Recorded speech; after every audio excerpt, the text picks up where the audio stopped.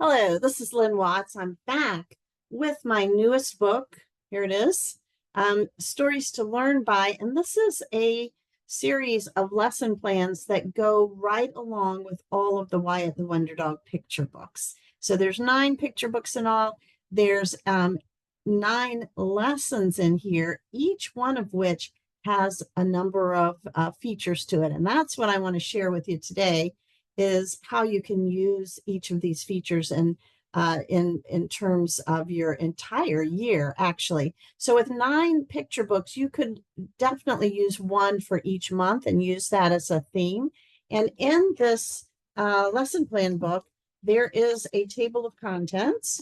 I'll show you right here.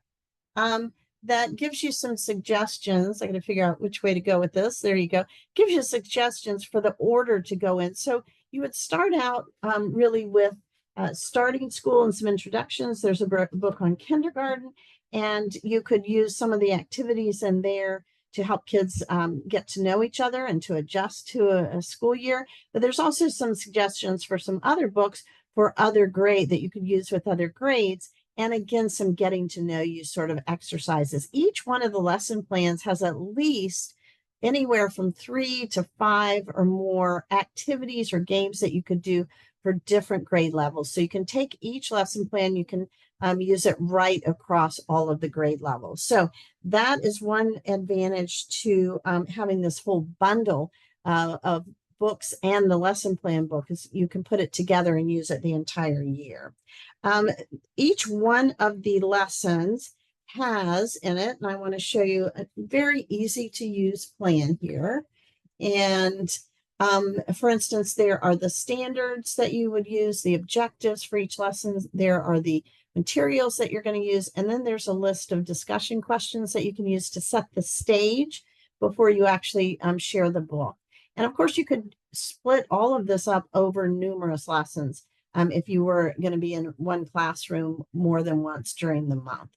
Then after that, there are lots of activities and games that you can do.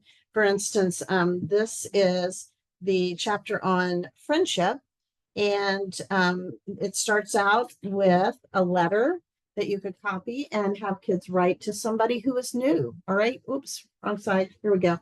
And that would be, of course, for students that were able to write and to use that kind of thing.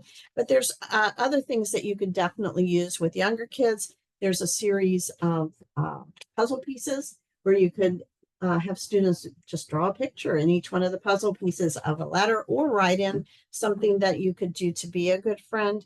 And in addition, for each one of the lessons, there is a word search that you can use, all right, with some of the words that are used in the stories. And there is an assessment that you can use, pre-test, post-test, to assess how they're getting the message. I want to also show you that all of the lessons have coloring sheets. So for the younger kids, you could definitely make copies of the coloring sheet, just have them color. You could also use this in individual sessions, by the way. It wouldn't have to be a whole class lesson. And at the top of each one of the coloring sheets, there's something for the child to think about as they color. So for example, this one is in the lesson on listening and being a good listener. And it says, as you color the picture of the pool party, think about what helps you be a good listener. All right. I want to mention that in the section on listening, there's also some additional information about neurodiverse students and how they may listen differently so that you can be sensitive to that and also help other students be sensitive to that. There's also in the mindset one, so there's a book about Wyatt the Wonder Dog learns about mindset. There's some mindset cards that you can make that have statements that are either a growth mindset or a fixed mindset. You can help students distinguish between the thoughts that they have and how those help them or serve them. And there's also a poster that they could color right here. And it says, mistakes are proof that you're trying. Correcting your mistakes is proof that you're growing.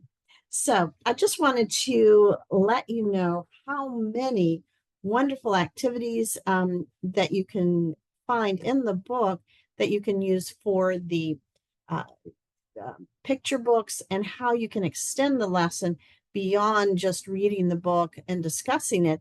You can do activities that go back to the lesson that they learned in the story. So this is a great book. It's now available on Amazon, totally updated with all the new things in it.